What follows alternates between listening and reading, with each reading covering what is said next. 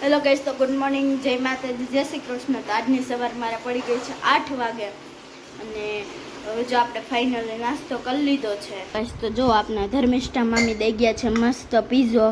તો ચાલો આપણે પીઝો ખાઈ લે। આપણે ઓલરેડીમાં ખાઈ લીધા છે કેમ કે એક આપણે સાંજે ઓનલાઈન મંગાવ્યો હતો અને એક આપણે અત્યારે ઓનલાઈન મંગાવ્યો તો તે ખાધો છે અને પાછો દઈ ગયા છે। તો હવે આપણે ટેસ્ટ કરી લઈએ। તો ચાલો ટેસ્ટ કરી લઈએ। તો જો મમ્મી બનાવવા માંડ્યા છે રસોઈ।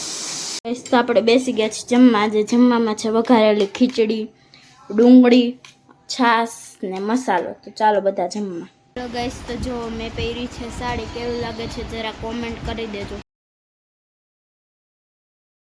ગાઈસ। તો જો માસીના ઘરે આપણે જવાનું છે અને બબુડી બેન આવી ગયા છે। હાય કહી દયો, હાલો માસીના ઘરે।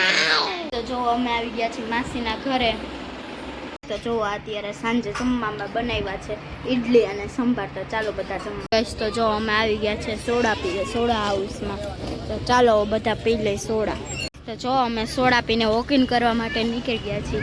આજે અહીંયા નવા ફ્લેટ બની ગયા છે અને અહીંયા જ બધી દુકાન આવી ગઈ છે। જો આ ગોલા છે અને પાછળના ભાગમાં છે સોડા છે, મેડિકલ છે, મેડિકલ સ્ટોર છે, પછી આ બીજી બધી દુકાનો ચાલુ થવાની બાકી છે અને આ ફ્લેટમાં રહેવા આવી ગયા છે બધા। ચણાની છે, મેડિકલ છે। તો જો અમારે હવે દૂર બધી વસ્તુ લેવા મળે કેમ કાંઈ નહીં, બધી વસ્તુ મળી જાય અને વૈભવી।